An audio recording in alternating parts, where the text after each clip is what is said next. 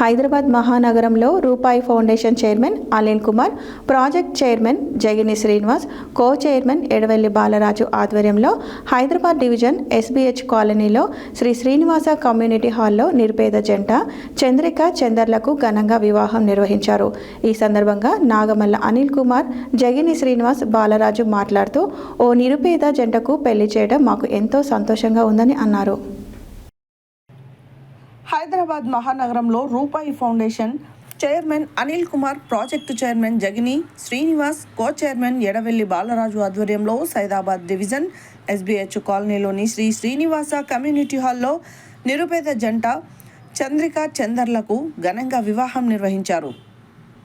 ఈ సందర్భంగా నాగమల్ల అనిల్ కుమార్, జగిని శ్రీనివాస్, బాలరాజు మాట్లాడుతూ ఓ నిరుపేద జంటకు పెళ్లి చేయడం మాకు ఎంతో సంతోషంగా ఉందన్నారు. మా రూపాయి ఫౌండేషన్ ఆధ్వర్యంలో ఇప్పటి వరకు 14 పెళ్లిళ్లు చేశామని అన్నారు. పెళ్లికి సహాయం చేయాలని వారు మమ్మల్ని సంప్రదించగా వారికి పెళ్లి బట్టలు, తాళి, మెట్టలు అందచేసి వేద పండితుడి ఆధ్వర్యంలో కుటుంబ సభ్యుల సంరక్షణలో ఘనంగా పెళ్లి జరిపామని అన్నారు.